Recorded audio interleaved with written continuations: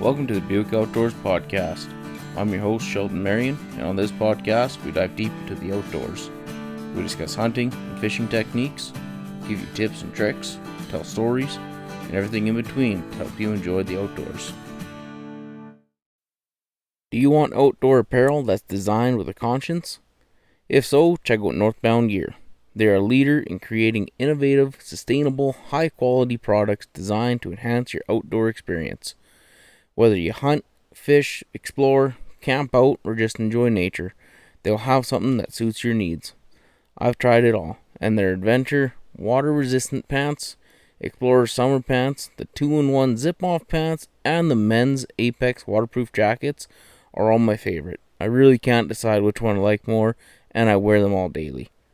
I've taken the gear bear hunting in the northern swamps of BC, hiking and fossil hunting on the river and waterfalls, and wore them out on the west coast fishing for salmon, halibut, prawns, and crabs. Not once have they let me down. Check them out at northboundgear.co, and if you use my promo code Sheldon15, you will save 15% off your order, including sale items. As an added bonus, they also plant one tree right here in Canada with every purchase. So again, that's northboundgear.co, and use promo code Sheldon15 to save 15% off your order. Hey everyone, welcome back to another Buick Outdoors podcast.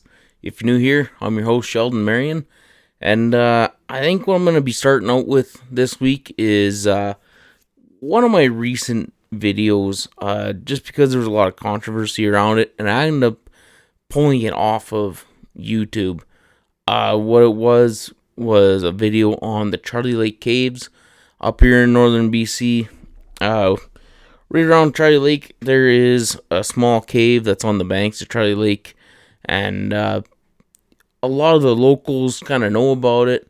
Lots of people have gone to it, and but other than that, not too many people have actually gone in there, and there's lots of talks around it, so I figured it'd be kind of a cool place to make a video.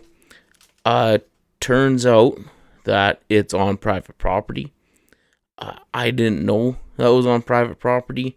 This is the only time I've ever gotten an actual letter, pretty well like a cease and desist letter saying you need to pull this. Basically, when you go out there, it's not fenced, it's not cultivated, and it is not signed whatsoever. Me and the Heritage Society, the Heritage Society are the people that end up contacting me about it, because when I do post my videos, I like to spread it out and post it in other groups, especially local places that I go to, just to get public awareness of the places that I go, get public interest, something like this. If there's public interest, you're going to get funding for it. The Heritage Society, they contacted me. They asked me to pull it down, and they were kind of giving me grief about it. They're saying that I was promoting vandalism and I was promoting going on to public or private property and trespassing, which I wasn't whatsoever. They kept kind of grinding me on why I was there, and it was just to make a video, get views, show people where it is, kind of educate people. I did research it a bit, and I talk about, some of the artifacts and stuff that were found there. And they didn't like that at all, especially seeing how I didn't mention whatever the native name is for the place. And honestly, it's because I have no idea how to pronounce it. It's one of those, it looks like three names kind of jammed into one. Like, I'm not even going to attempt to say it because I just don't want to mangle it. But, they weren't too happy about that. But I told them that I would be interested in going back there and reshooting, doing another film, pretty well getting a hold of the Heritage Society, lining everything up, if they were willing to put up signs. With that being said, they said that there is signs there and there is contact info. So I went back there. There's no signs. So to say that it irritated me quite a bit is an understatement. So going forward in the future, I have zero plans whatsoever to do a reshoot there. And it's basically because I did my part of the deal. They're not upholding their side of the deal. So the hell with them. If they want public interest, they can do it themselves. I tried to... I didn't even really try to help them out because I didn't know they actually existed. But I did try to get people interested in the caves again, which I did. That video was up for like 2 days, and I think it got around 1,300 views. And on my computer, I have a little app download on there where it says like how many likes on social media and how many shares and all that stuff. And I think Facebook alone, it was something crazy like 300 likes on that one video just from Facebook. And like typically my views that I get within the first 2 days are anywhere between like 100 to 200 maybe views in the first 2 days. And then like the likes and shares on Facebook, I don't even pay attention to that stuff. It's so minimal. But yeah, it was skyrocketing and it was getting shared all over the place. One thing I noticed though too is as soon as somebody said anything about it being on private property, all of a sudden it was kind of like what I was talking about in the last podcast, where people just kind of came out of nowhere and just kind of piled on to that. And yeah, they kind of, they try to feed me to the wolves kind of thing, but I could care less what they say or think or whatever, because in my honest opinion, I went to a spot I've been there many times. Not once have I ever seen any signs whatsoever. I haven't even heard about the Heritage Society. Supposedly they're building a museum up on top of the hill. So the other day I drove in there. It looks like a dump. They're not doing anything to actually preserve it at all. So I think their main concern was that I didn't mention them. And also, it is private property, which I understand. I don't want people to come onto my private property. So out there, it's no difference. But at least let the public know that it is private, which there's no signs at all. Not even at the entrance of the cave. If you've seen the video, you walk up a little trail, you get to the entrance of the cave, and there's absolutely nothing there. There's no signs, there's no fencing. It's... oh well. I'm kind of over it now. We're going to move on from that. I got a pile of videos already uploaded and scheduled to come out. So we're just going to tuck that into the lesson learned pile. And yeah, next time there's anything kind of anywhere near close to houses or in the town or whatever, maybe do a little bit more research and yeah, make sure that you're not on private property. But anyways, moving on from there, one thing I really want to talk about, seeing how it is hunting season, and there's a lot of us that carry bows during rifle season, is something that happened in Colorado here this last week. There was a 31-year-old guy who was bow hunting, and in this specific spot, the bow hunting season overlaps the black powder rifle season. And two things I heard. One was this older gentleman who is 67 years old. He was calling elk. One thing said he thought a predator was coming in. So once he's seen a little bit of movement in the bush, he shot. The other thing that I read was he was calling elk again, but he seen a little bit of white. So before identifying his target, again, he shot. Unfortunately, what he shot at was a 31-year-old man who was bow hunting. During bow season, you don't have to have blaze orange or pink on in Colorado. And unfortunately, the 31-year-old guy, he passed away.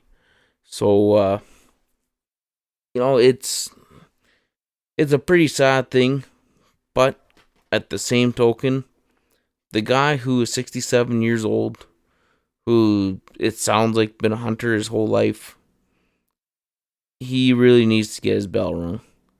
That guy, I mean, it was, in the long run, it was an honest accident, but for something like that, that's an honest accident where you should rot in jail for. Man, you can't be just taking pop shots out in the bush like that. It seems like it's happening more and more these days. I don't know if people are just getting stupid, frustrated, anxiety, tired, or what the case is, but if you can't handle yourself while you're in the bush and you have a loaded firearm in your hands, stay the hell out. We do not want more issues like that happening.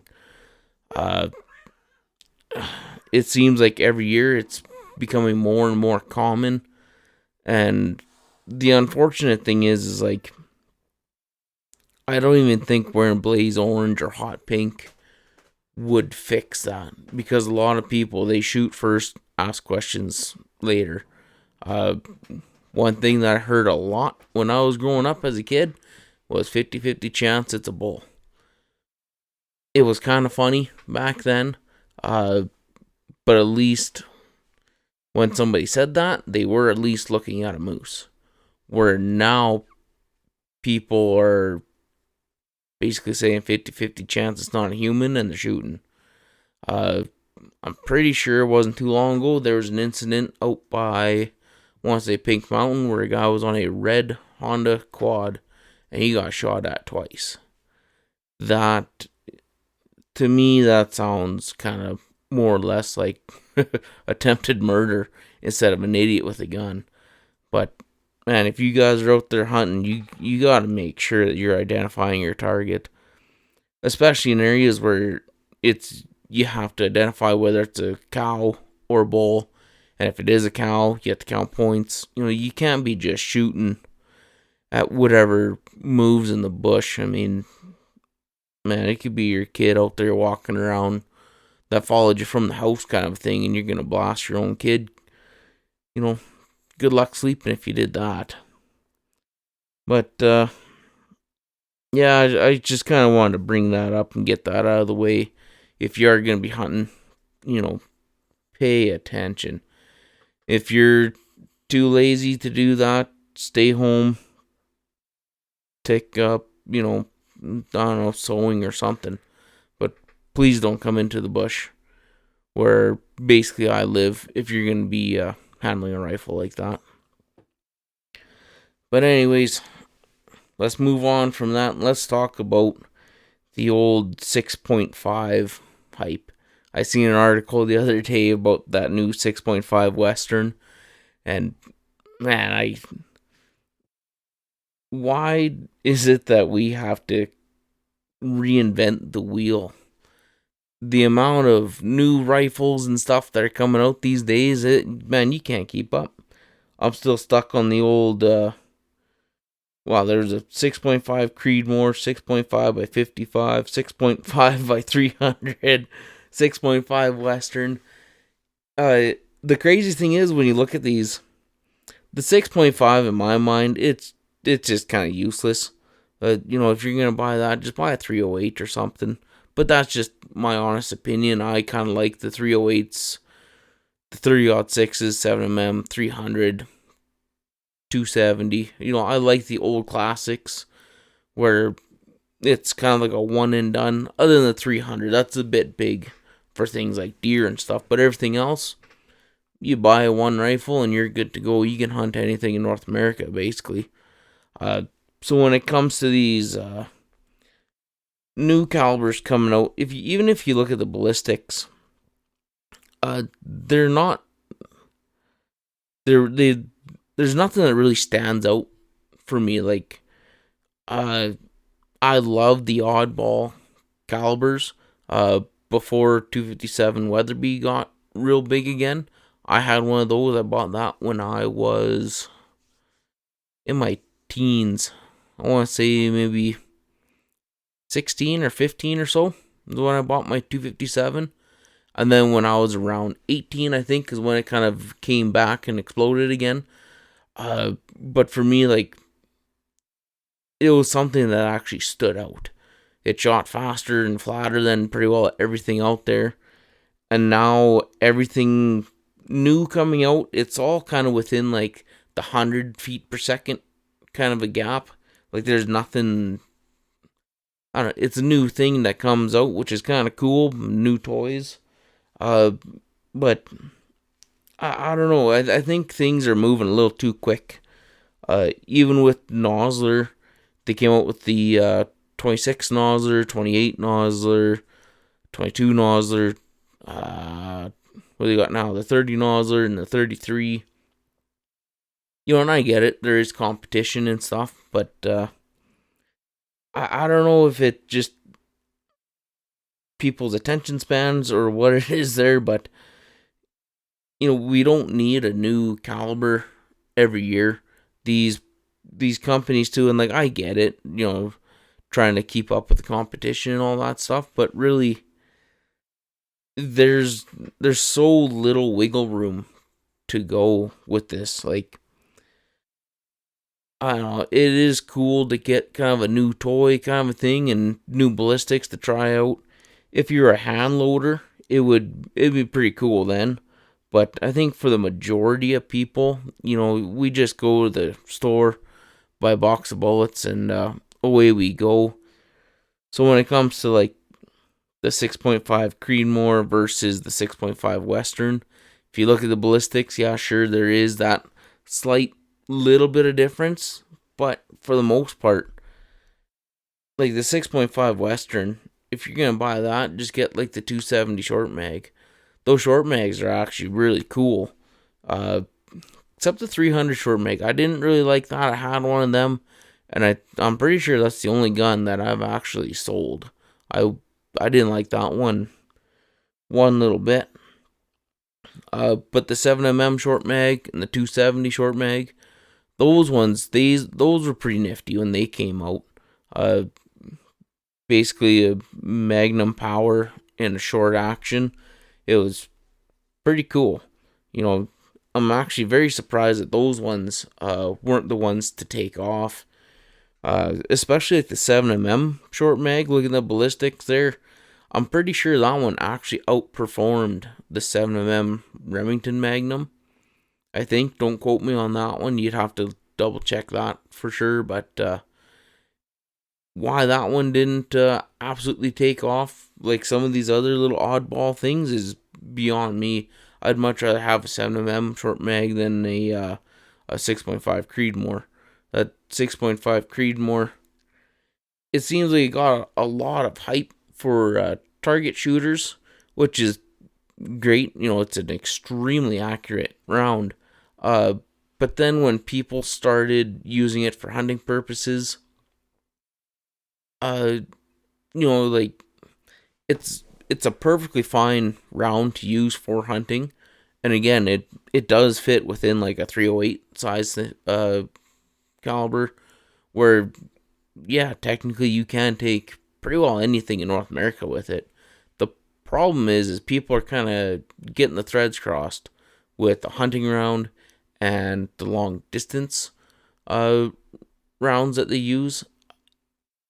The 6.5, you know, it was designed for target shooting and target shooting at long range.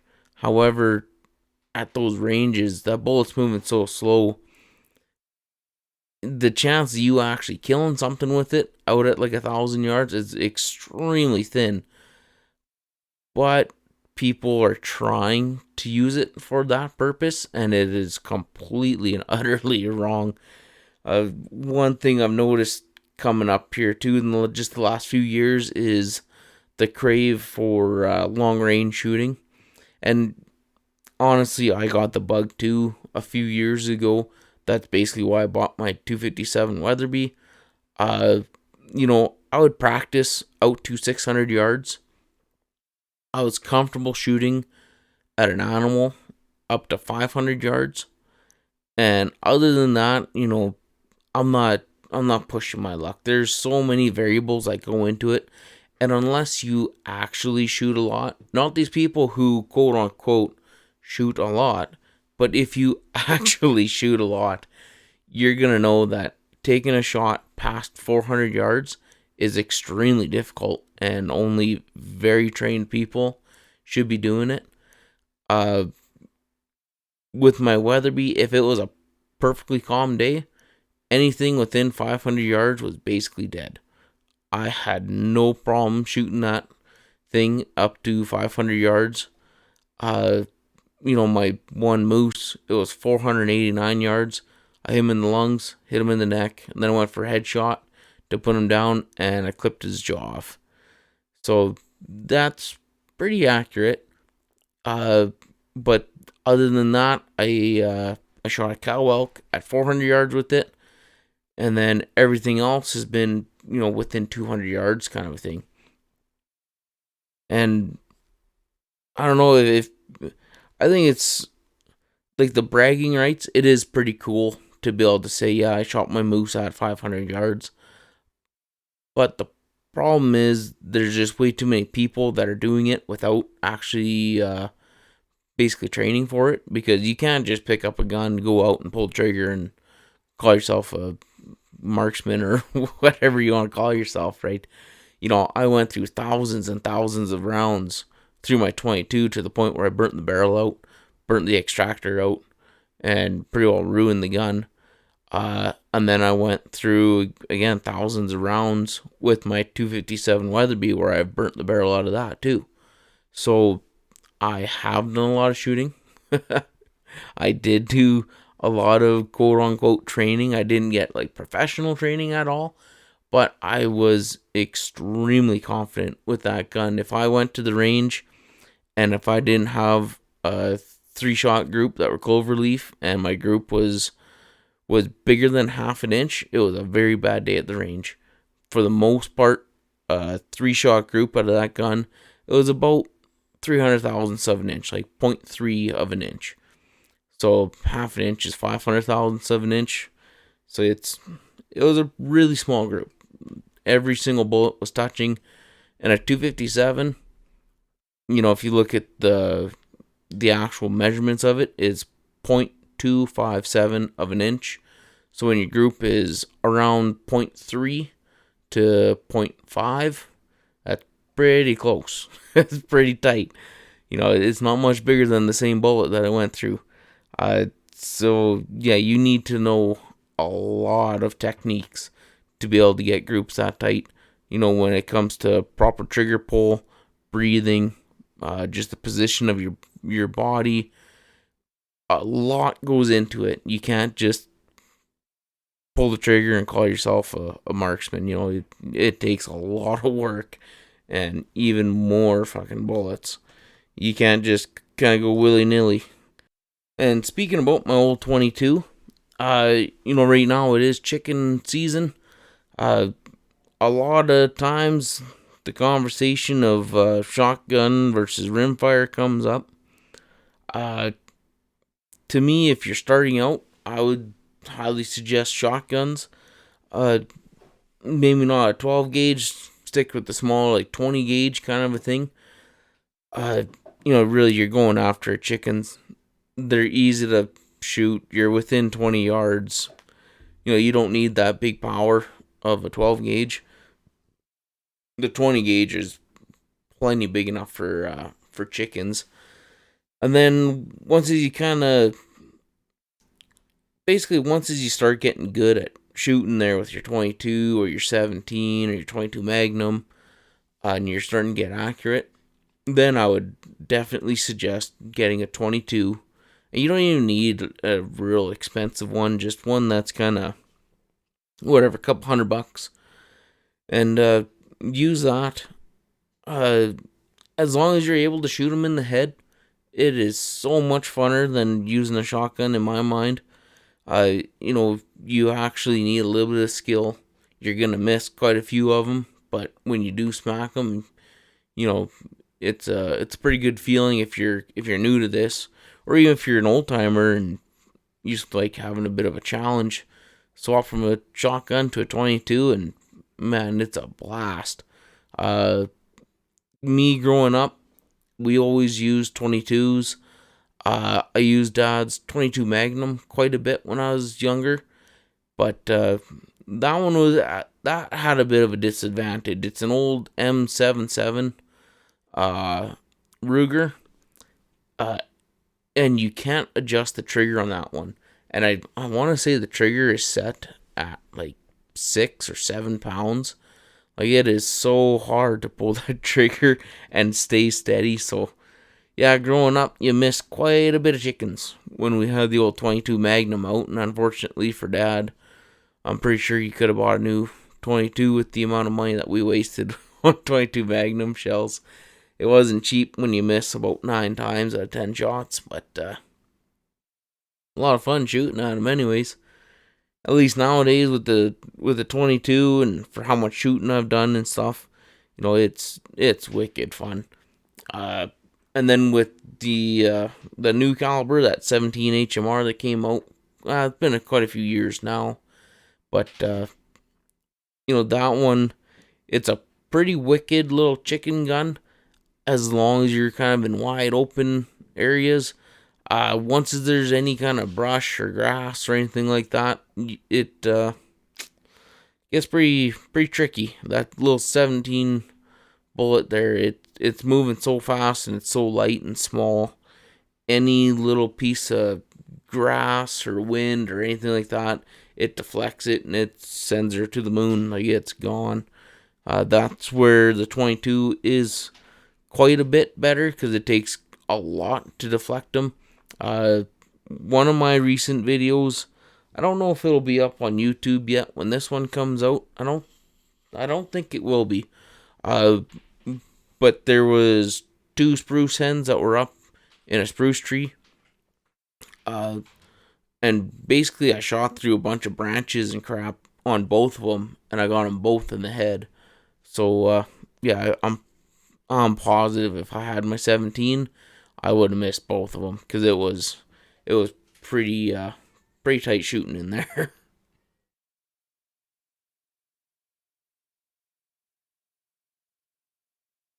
For distance wise too, the 22 and the 17, they are pretty damn close when it comes to how far you can actually shoot at chickens. With the 22, I've taken 60 and 80 yard shots at chickens and smacked them in the head with it, and that's stretching it. With the 17, it's basically the same. That 60 to 80 yards, you're stretching. Last year, I shot 2 of them at 100 yards. But when you're getting out that far, the gun is fully capable of doing it, but you're basically relying on just pure luck at that point in time. They're so far out there. The slightest little wind and it's gonna be, an inch to the left or whatever, and you're just gonna completely miss. Plus, their heads are so small, and the scopes that I run, they're 3 to 9 by 32 on my rimfire rifles. Even on my centerfires, my hunting rifles, it's a 3 to 9 by 40. Like, there's not a whole lot of zoom on those. You crank it to 9 and you can see their heads alright, but they're so far away. Once as you get past basically 60 yards, you're leaning heavy on just luck, really. There is quite a bit of skill involved hitting them that far out, but nah, it's mainly luck. Let's just come to the terms of it. But it is fall time. Right now is a perfect time to be out picking cranberries. I'm sure if you guys are out driving around with the window rolled down, you'll smell them now. that dirty, dirty feet smell. It's disgusting, but smells amazing at the same time. You can tell when you found the cranberries, when you can smell them. We've been busy around here. We went out, we picked up, I don't know how much that was. It actually wasn't that many cranberries, maybe a liter or so of cranberries. And I was able to make 4 little 125 milliliter mason jars of cranberry sauce. I kept 2 of them, gave one to my brother and gave one to my dad. And then also I made rose hip jelly. This was the first time I've ever made it. It was an experiment right from the get-go. I've heard of people making rose hip tea before, and I've heard of the odd person making rose hip jelly, but it was never just rose hip. It was always like a marmalade, like it was rose hips, apples, and oranges kind of a thing.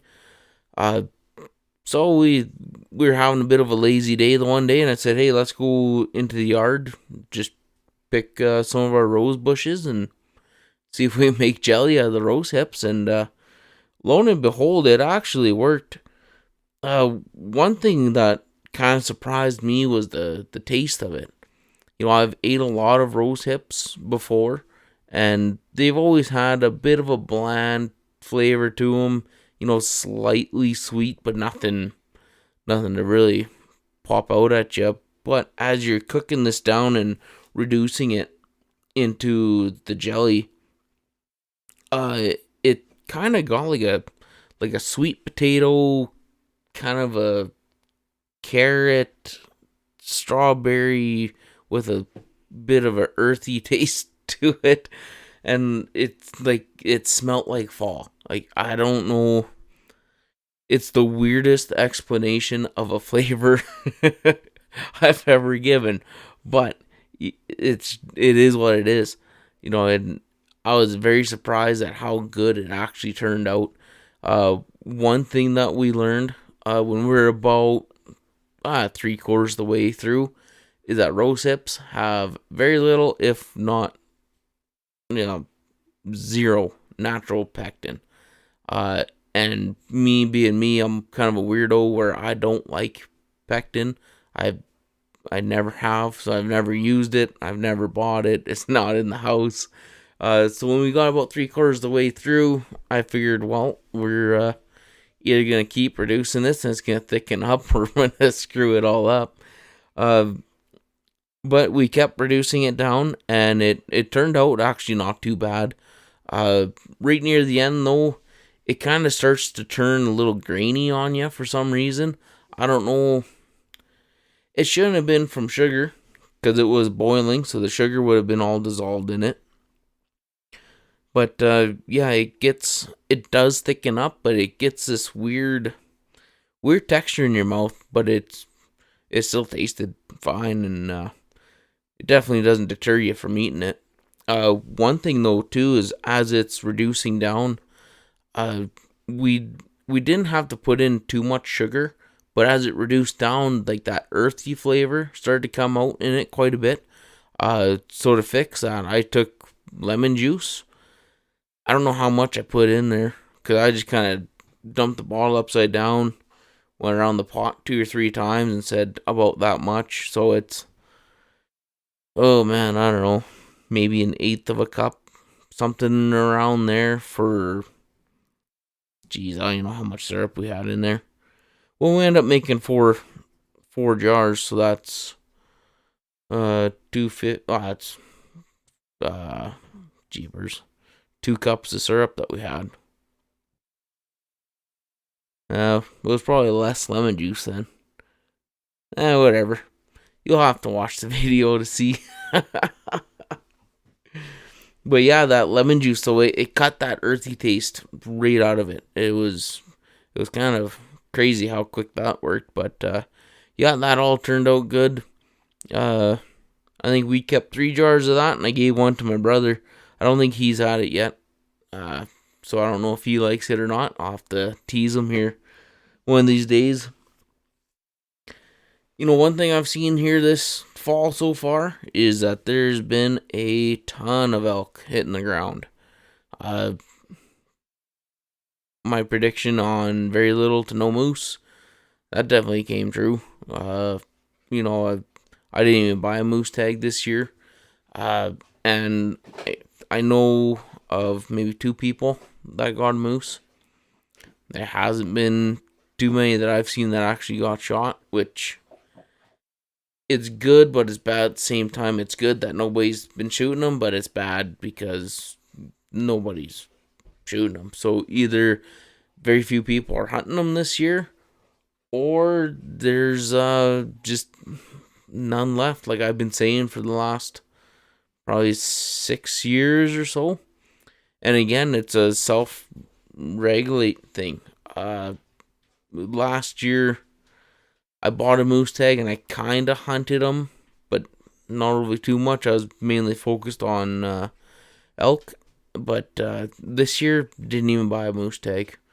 You know, if I had a moose tag and I seen one that was legal, I'm sure I would shoot it. So this way, if I don't have a tag, the temptation, it's not even there. It's gone. But with that being said, I'm noticing that the numbers are down. Same thing with everybody else. Everybody wants to whine and cry and complain about the low moose numbers, but yet people still buy their moose tags and they still go out and they still hunt them and they still shoot them. So it's like, I don't know. Pick one side or the other. You know, piss or get off the pot kind of a thing. Either complain about the moose numbers and do something about it, or shut up and just keep hunting them. You know, you can't be in the middle. So for me this year, I took a right-hand turn and I said, nope, I'm not hunting them. And so far, you know what? I've actually been enjoying it. I've been kicking back and relaxing, hunting chickens like crazy, cutting firewood, relaxing at home. I'm not waking up super early in the morning. I haven't even gone on an elk hunt. I don't even have my elk tag. I got deer tags and stuff, but right now I'm happy and content just driving around with the dogs and the woman going after chickens. It's been a great fall. I never thought I would say that, but yeah. Yeah, some days life throws you a curveball, I guess, you know. Hopefully one of these days, jeepers. Hopefully one of these days, though, I can just hunt deer on Vancouver Island or something like that. That'd be pretty cool. Go anchor up somewhere and hang out for a week or two and just bow hunt some black-tailed deer, or is it Sitka or Axis deer that's down there? One or the other. I don't even know. I'd have to look into regulations and stuff. I'm pretty sure there's a spot kind of down by Victoria where there was like, I want to say there was no bag limit and no close season. I can't remember what that's for, but man, that would be pretty cool. Especially if there was like a huntable number around there or an actual place to hunt them at. That would be pretty cool. You know, middle of January or February or whatever, and just kind of park the boat somewhere and take your dinghy on shore and say, well, I'm going to go hunt a deer today. That'd be pretty cool. Well, guys, you know, every little podcast here, I like to give you guys a bit of an update on kind of like the YouTube and business side of things. Part of this whole kind of, I don't know if you want to call it a journey or what, but part of this whole thing, you know, it wouldn't happen if it wasn't for you guys either listening to it like you are right now or watching this on YouTube. You know, if you are just watching it on YouTube and you got things to do, you can listen to this on all major podcast platforms. You know, we're on iHeartRadio, Spotify, Google, Amazon. What else is there? Podbean. You know, we're kind of all over the place. And I like to give you guys updates on what's going on because, you know, as I'm growing, you guys, like the fans and the people that have been supporting this right from the beginning, you know, I like to keep you involved so you actually know what's going on. Kind of, I I don't know, it kind of keeps us all together, kind of a thing, you know. Uh, I think today we're at 945 subscribers.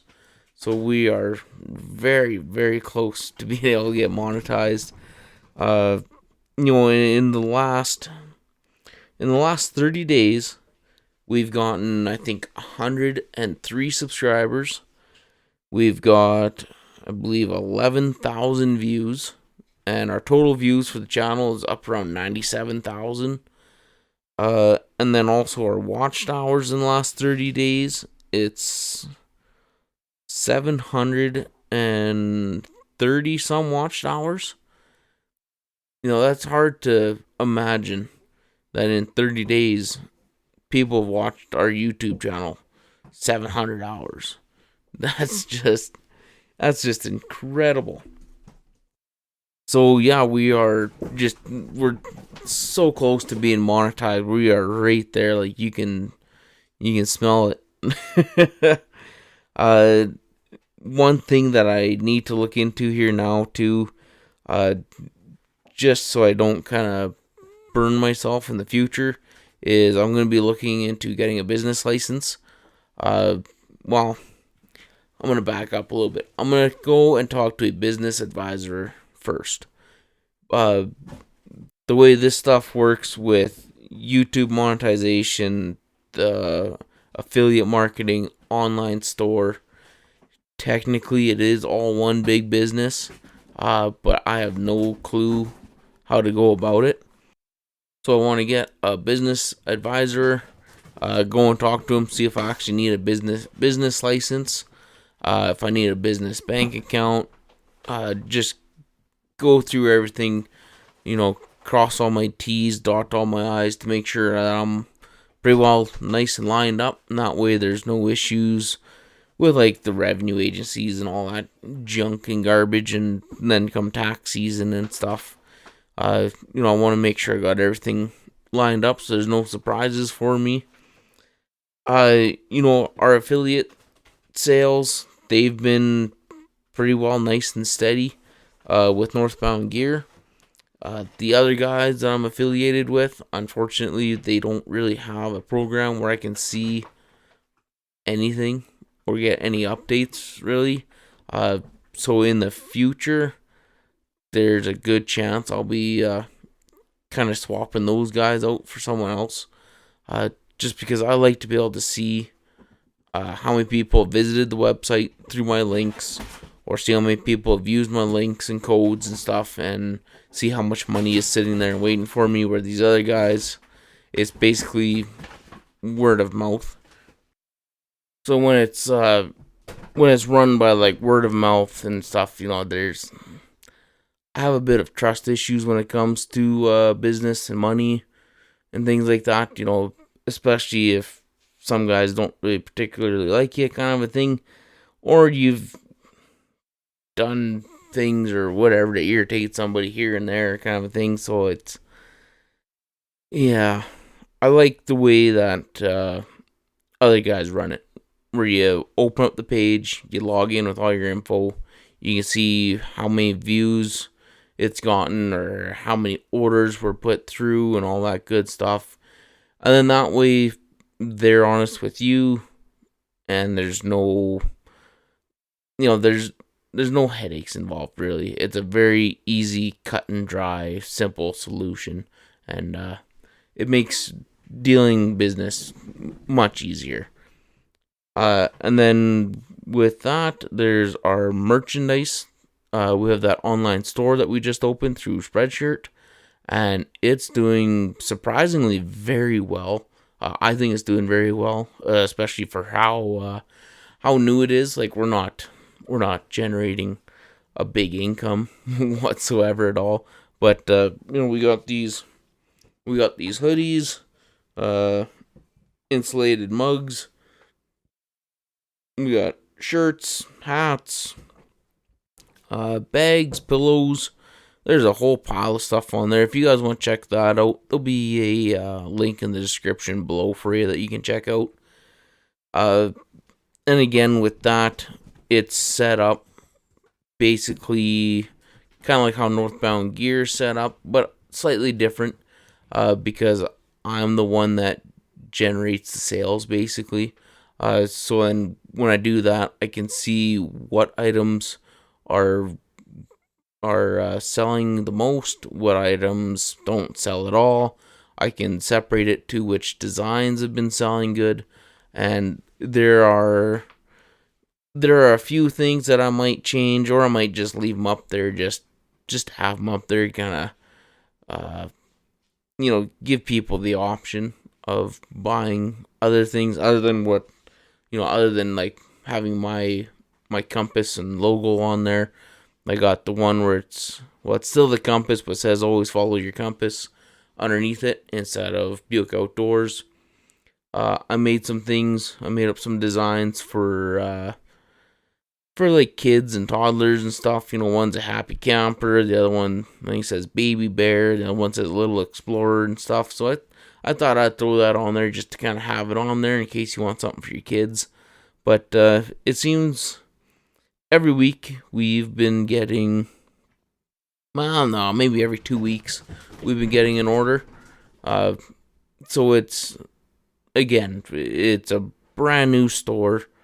I advertise it on the podcast and on YouTube, so some people know about it. I have it on my Facebook page, and I've shared it with I think maybe 2 groups kind of a thing on Facebook. So it is out there, but it's not very well known. Plus, you gotta come to terms.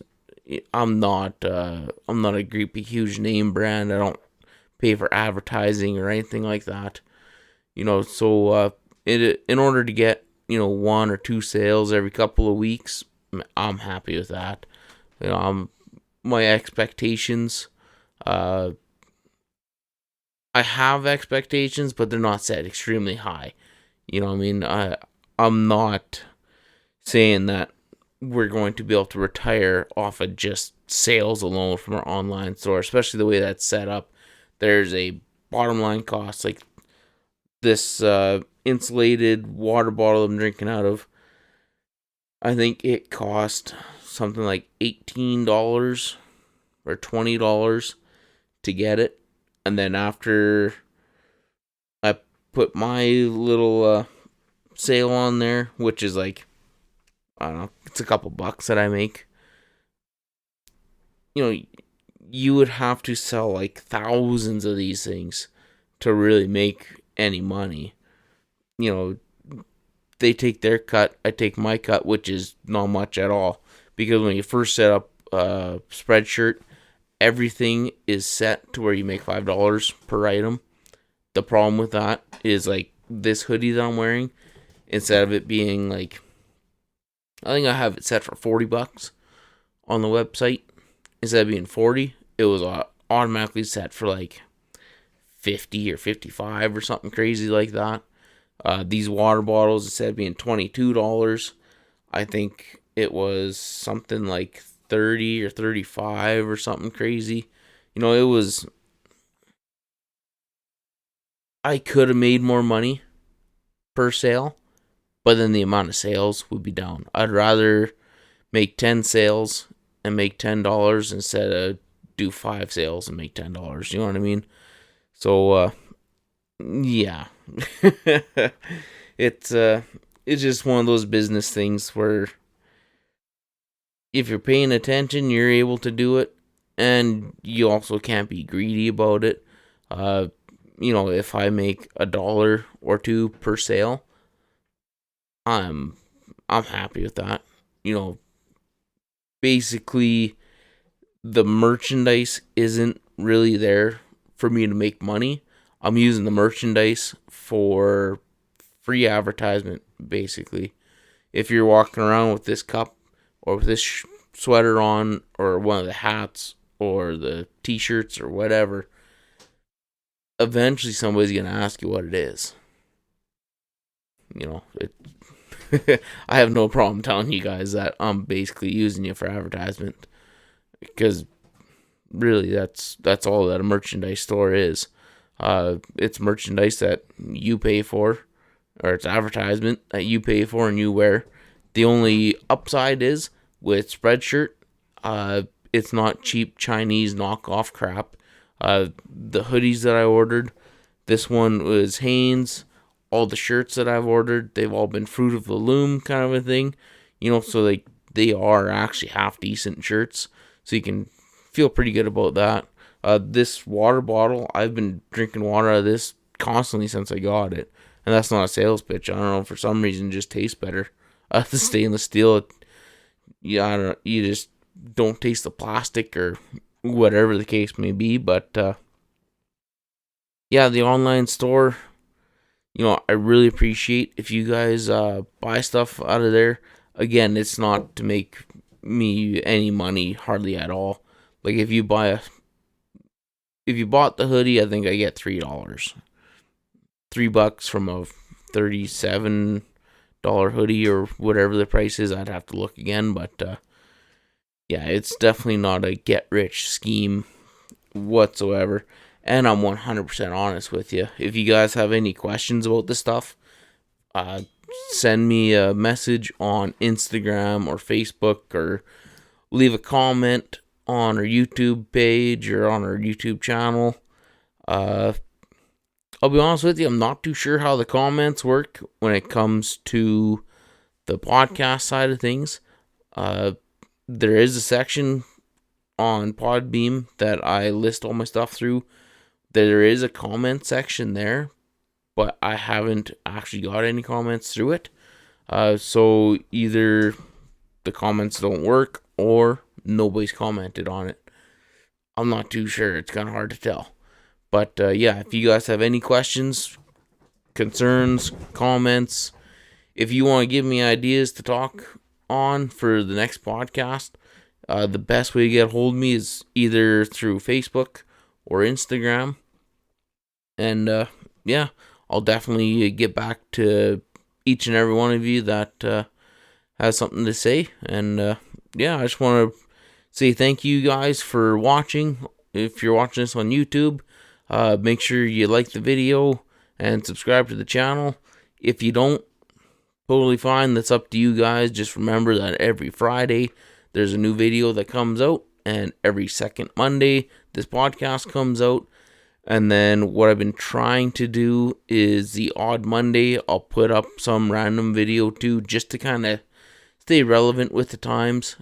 Right now, I think I have stuff scheduled until November 19th, or I don't know, one of the last Novembers, or the last Fridays into November. And unfortunately, by doing that, there's going to be like fossil hunting and chicken hunting into the end of October and into November, and we're still in September. So every once in a while, I'll throw something up like a chicken hunt or something like that. Or, well, whatever's in season, basically. I'll throw that up onto one of the Monday videos. But anyways, yeah, if you're listening to this on one of the podcast platforms, please give us a rating. 1 star, 5 star, whatever, just be honest. And also let us know how we're doing. Always like to hear from you guys. And yeah, that's about all I got for you guys. So please like and subscribe to the channel, and I'll catch you on the next one.